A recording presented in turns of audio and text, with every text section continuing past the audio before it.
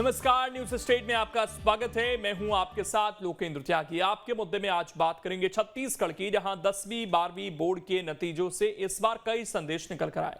दरअसल इस बार नक्सल प्रभावित इलाकों के बच्चों ने परीक्षा में कमाल कर दिखाया। बस्तर, सरगुजा जैसे नक्सल प्रभावित इलाकों के बच्चों ने इस बार टॉप किया।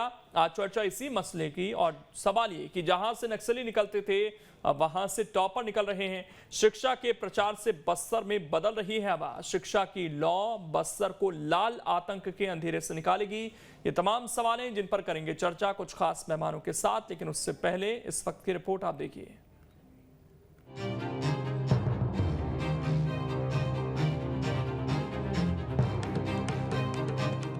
छत्तीसगढ़ में बोर्ड परीक्षा के रिजल्ट आ चुके हैं। वैसे तो ये रिजल्ट हर साल आते हैं, लेकिन इस बार नतीजों ने इसलिए चौंकाया है क्योंकि छत्तीसगढ़ के जिन इलाकों से कभी नक्सली निकलते थे वहां आज टॉपर निकल रहे हैं। बस्तर और सरगुजा जैसे संभाग के छात्रों ने इस बार कमाल कर दिया है। यहाँ के सभी जिलों का रिजल्ट उम्मीद से कहीं ज्यादा बेहतर रहा है। 10वीं के रिजल्ट की बात करें तो 94.47%, जशपुर में 94.06%, दंतेवाड़ा में 91.9%, कांकेर में 91.47% और जगदलपुर में परिणाम 88.46% रहा। ये तो हुई 10वीं के रिजल्ट की बात। अब अगर 12वीं के परिणाम की बात करें तो जशपुर में 95.37%, सुकमा में 93.96%, दंतेवाड़ा में 92.24%, कांकेर में 90.32% और बीजापुर में रिजल्ट 89.78% रहा। जी, हम लोग करीब 91% के ऊपर 10th में पास हुए हैं और 90% के ऊपर 12th में पास हुए हैं, जो अब तक का रिकॉर्ड है। और हम लोग बिल्कुल कोशिश करेंगे कि अगली बार हम 100% की तरफ और बढ़ें और कोशिश करें कि सभी बच्चे पास हो। देखिए, अंदरूनी क्षेत्रों की सबसे बड़ी जो कठिनाई वो ये होती है कि एब्सेंटिज्म बहुत होता है। तो हमारी पूरी टीम ने एब्सेंटिज्म पे बहुत मेहनत की है। एक-एक व्यक्ति पे, बच्चे पे हमने इंडिविजुअली ध्यान दिया है और उसी का रिजल्ट हमें देखने को मिला है। बस्तर और सरगुजा न सिर्फ आदिवासी बाहुल्य है, बल्कि लंबे समय से ये इलाके नक्सलवाद की चपेट में रहे हैं। बावजूद इसके बोर्ड परीक्षा में नक्सल प्रभावित इलाकों के बच्चों का शानदार प्रदर्शन रहा। 10वीं में सुकमा से सबसे अधिक 94.74% परीक्षार्थी पास हुए। 12वीं में जशपुर से सबसे अधिक 95.37% परीक्षार्थी पास हुए। 10वीं बोर्ड में जशपुर जिले से 7 छात्र टॉप 10 में शामिल रहे।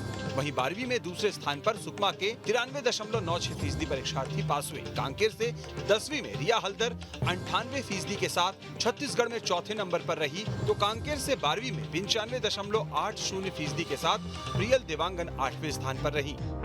मैंने स्टेट में 8वां रैंक प्राप्त किया है और मेरा परसेंट है 97.17 और मैं आगे चलकर मैथ्स लेकर पढ़ाई करना चाहती हूँ क्योंकि मुझे यूपीएससी की तैयारी करना है और मैं बड़े होकर आईएएस ऑफिसर बनना चाहती हूँ।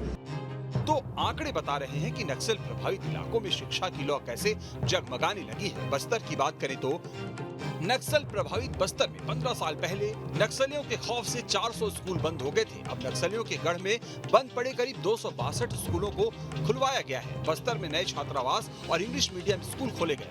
बस्तर संभाग के जगदलपुर के लिए अब इंग्लिश मीडियम कॉलेज का भी ऐलान कर दिया गया है। बस्तर सरगुजा में 12,000 से ज्यादा शिक्षकों की भर्ती प्रक्रिया भी जारी है। तो बस्तर में बंदूक पर किताबें और बस्ते भारी पड़ रहे हैं। छत्तीसगढ़ के 10वीं और 12वीं बोर्ड के नतीजे यही बता रहे हैं कि बस्तर में बयार बदल रही है। Team news state.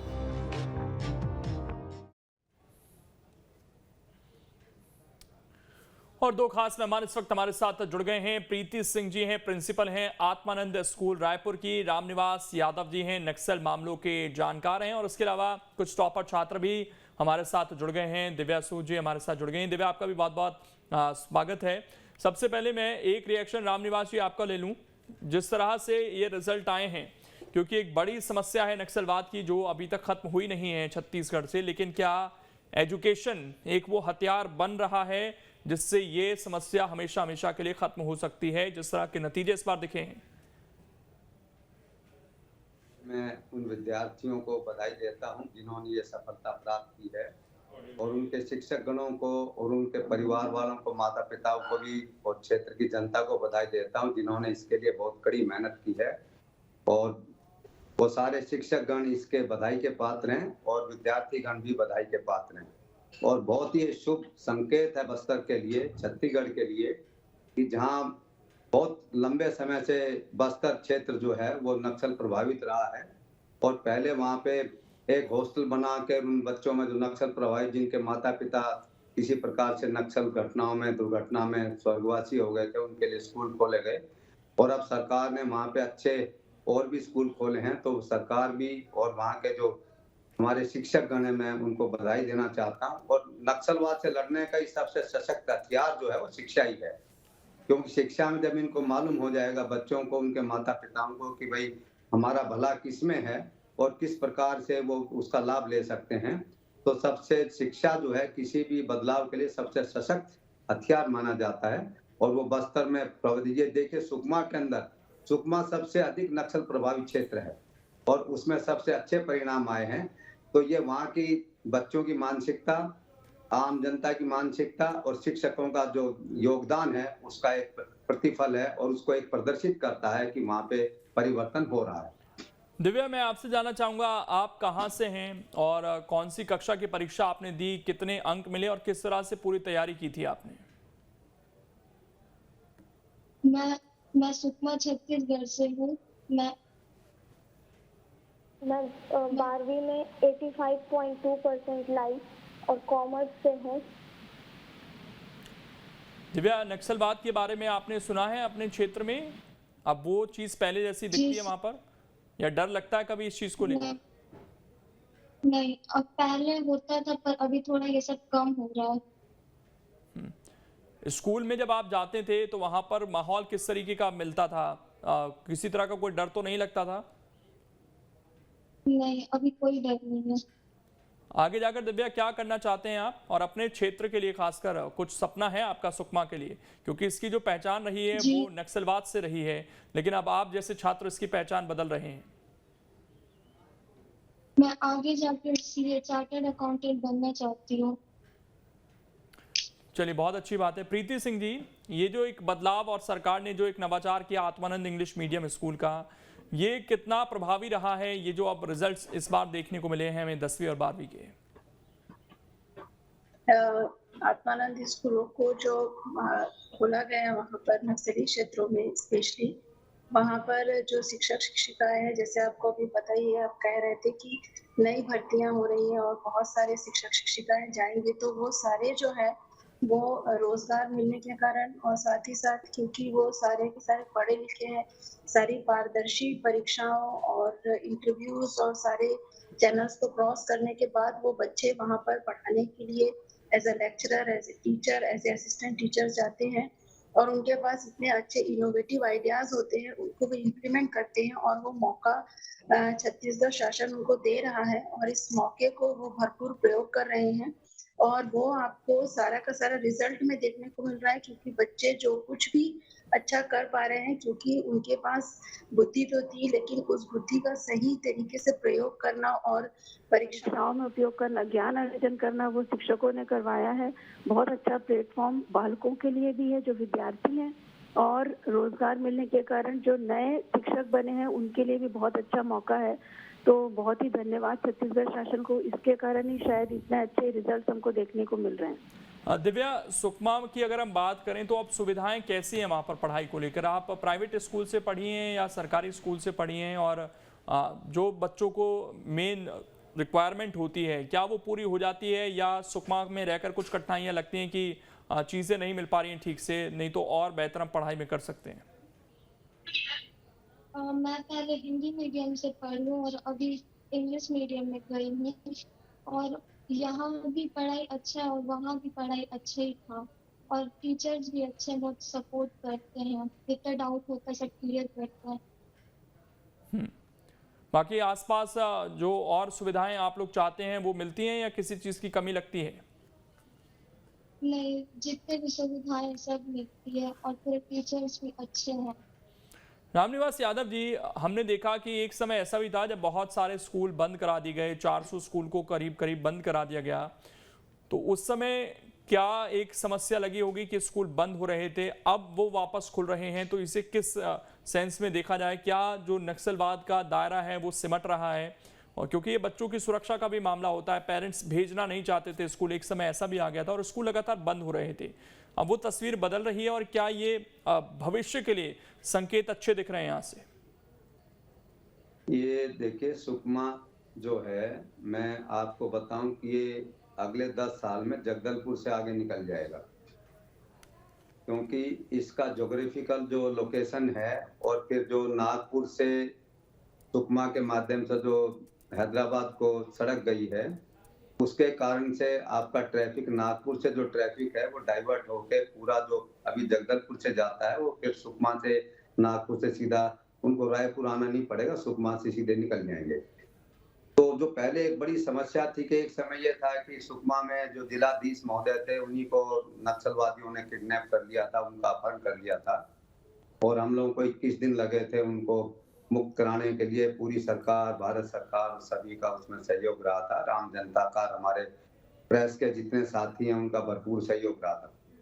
लेकिन अब जनता उससे उब गई है। नक्सलवादी जो हमारे भाई बहन हैं, जिसमें कि पहले वो विचारधारा से दूसरी तरफ जुड़ गए थे, जब उनको एक माध्यम मिला मेन स्ट्रीम में आने का, मुख्य धारा में आने का, तो वो लोग भी इधर आए और उन्होंने भी, क्योंकि उनके बच्चे भी जो हैं, पहले नक्सलियों के बच्चे हैदराबाद में अच्छे स्कूलों में पढ़ते थे और जो हमारे ग्रामीण भाई बहन हैं उनके बच्चे जो हैं उनके लिए स्कूल बंद था। ये बात उन सभी के ग्रामीण भाई बहनों के समक्ष भी आई है, तो सब में वो एक जोश जागा है और छत्तीसगढ़ शासन ने जो स्कूल खोले हैं वो बहुत अच्छी पहल है। पहले जब वो बहुत नक्सली समस्या गहन थी तो एक हॉस्टल बनाया गया था दंतेवाड़ा में कि वहां पे बच्चों को लाया गया, वहां सुरक्षा दी गई और उन बच्चों को वहां पे रख के पढ़ाई कराई गई। अब वो स्कूलों में खुले वातावरण में पढ़ रहे हैं, तो ये एक बहुत इसका अच्छा भी बहुत संकेत प्रभाव है। पड़ता है। एक और छात्र हमारे साथ जुड़ गए हैं, मोहम्मद तौकीर हैं। मोहम्मद तौकीर, आपका भी बहुत बहुत स्वागत है। और पहले तो आप ये बताइए, आप कहाँ से हैं, किस स्कूल से पढ़ाई की और कितने मार्क्स आपको मिले हैं? जी मैं सुकमा का रहने वाला हूँ और मुझे 12th में 87.80% मिले और मैं IMST स्कूल से पढ़ा था। तौफीक, तैयारी की अगर हम बात करें सुकमा में रहते हुए, कभी ऐसा लगता था कि सुकमा की पहचान किन वजहों से रही है, वो चीज़ आपके जहन में कभी आई? और स्कूल जाने को लेकर कभी किसी तरह का भय आपको महसूस हुआ था क्या? नहीं सर, मतलब स्कूल जाने के लिए कभी मतलब डर नहीं लगा। यहाँ पर मतलब देखा जाए तो पहले से बहुत बेहतर है और जैसे स्कूल जाते हैं तो सबका व्यवहार मतलब सब अच्छे से ही मतलब ट्रीट करते हैं एक दूसरे को, तो उतना मतलब डर नहीं लगता। इन 4-5 सालों में आपने खुद कोई बदलाव महसूस किया है क्या अपने इलाके में? जी जी बिल्कुल सर। जैसे मतलब पहले जो स्कूल थे वो अभी बहुत ज़्यादा डेवलप हुए हैं और मतलब एजुकेशन सिस्टम सुकमा का बहुत ज़्यादा डेवलप हुआ है, जिसके चलते मतलब एजुकेशन हर किसी को मिल रहा है। जैसे अभी गवर्नमेंट स्कूल खुल चुके हैं आत्मानंद, जिसके चलते मतलब बहुत सारे बच्चे लोग पढ़ रहे हैं। यहाँ तक कि मेरे फ्रेंड्स भी बहुत सारे वही स्कूल में पढ़ते हैं। तौफीक, बहुत सारे बच्चे ये कहते हैं कि बड़ी सिटीज़ में कोचिंग की सुविधा मिल जाती है, बहुत सारा स्टडी मटेरियल मिल जाता है, इससे उनकी मदद हो जाती है।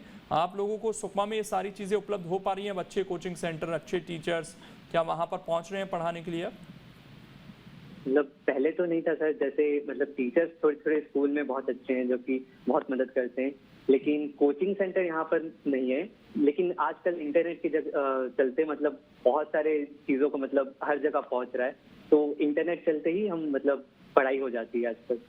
प्रीति जी, एक बच्चों को वो डर वाला माहौल ना मिले, खुलापन मिले, किसी बैग के साथ, किसी बैगेज के साथ वो ना आए स्कूल, इसको लेकर अब क्या कोशिशें स्कूलों में की गई हैं?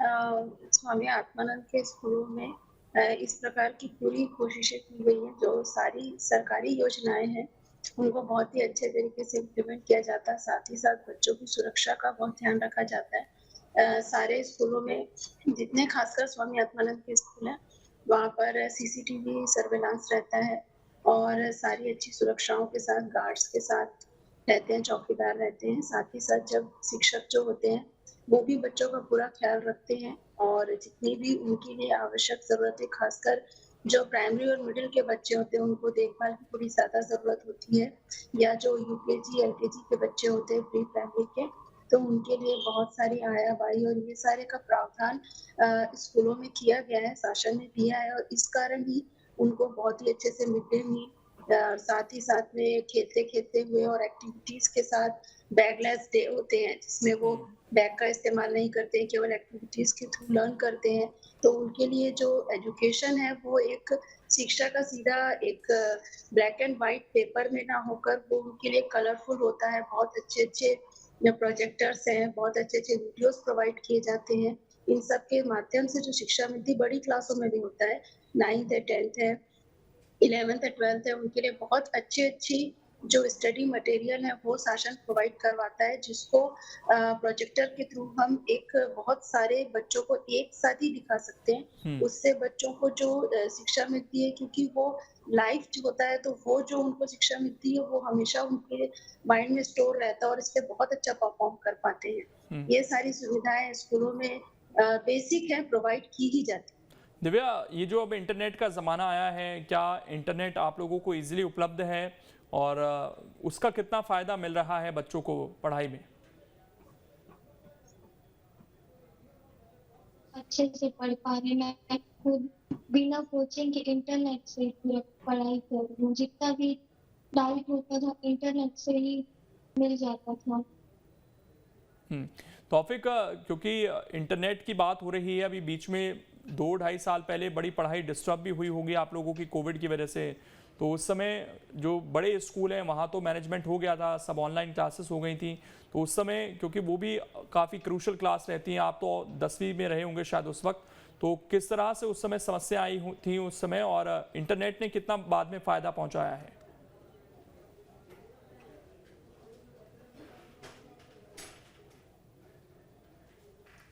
तौफिक, आवाज़ पहुँच पा रही है आप तक?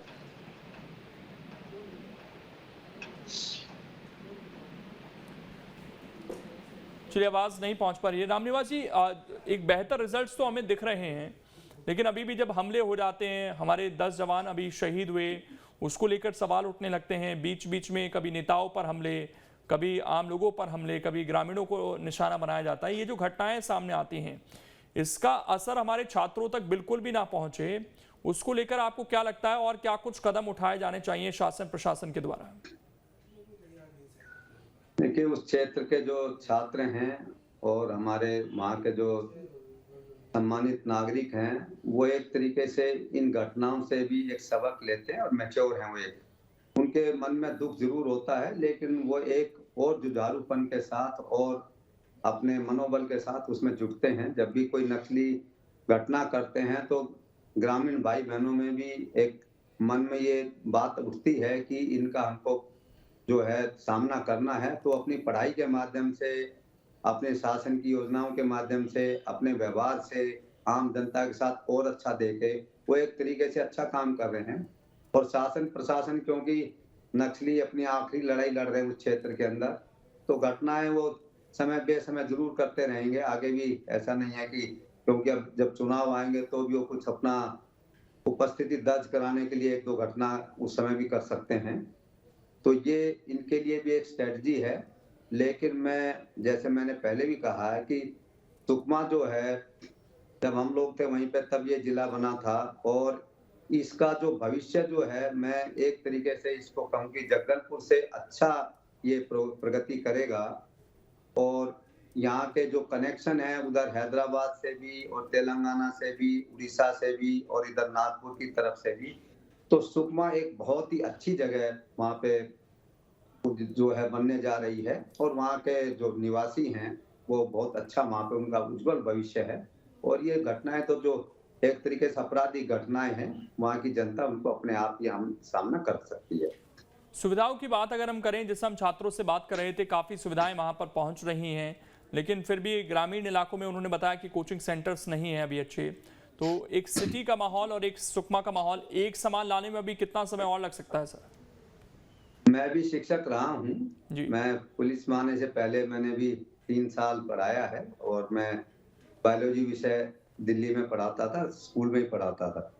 ये जो कोचिंग सेंटर हैं, ये तो आज की परिभाषा है। मैं अच्छा हूँ कि जो बच्चे कोचिंग सेंटर नहीं जाते, अपने स्कूल में ही अपने अध्यापकों के माध्यम से पढ़ते हैं और वो अच्छा रिजल्ट दे सकते हैं। कोचिंग में तो जो है वो एक तरीके का, जिसको कहें कि एक कोचिंग का माहौल जो बन गया है, और कई बार कोचिंग में, एक्स्ट्रा कोचिंग में जाने से समय की बर्बादी है।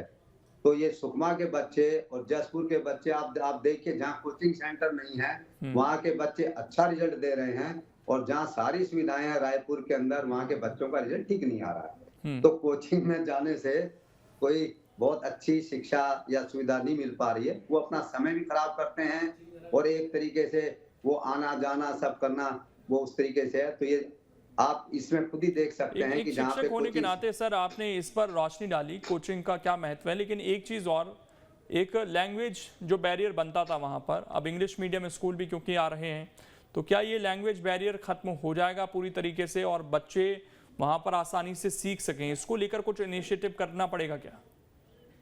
नहीं, बच्चे जैसे जो टीचर्स हैं, जो हमारे अध्यापक हैं, वो हिंदी में भी और उन्हीं की भाषा में भी, क्योंकि जो अध्यापक हैं वहाँ रहते उनकी भाषा, चाहे गोंडी भाषा हो, चाहे हल्बी भाषा हो, चाहे कोई भी हो, वो शब्द उनका इस्तेमाल करते हैं। और हिंदी और इंग्लिश और प्लस दोनों मिक्स भाषा, क्योंकि जब इंग्लिश में भी कोई टीचर पढ़ाता है तो ऐसा नहीं कि पूरा इंग्लिश को, टर्मिनोलॉजी जो है वो इंग्लिश में इस्तेमाल करते हैं और उसको एक्सप्लेन जो है, जो जरूर मेरे साथ जो हमारे पैनल में टीचर हैं कि वो टर्मिनोलॉजी इंग्लिश में इस्तेमाल करेंगे और लेकिन कंसेप्ट उसको हिंदी में भी समझाएंगे, इंग्लिश में भी समझाएंगे, तो दोनों में समझाते हैं।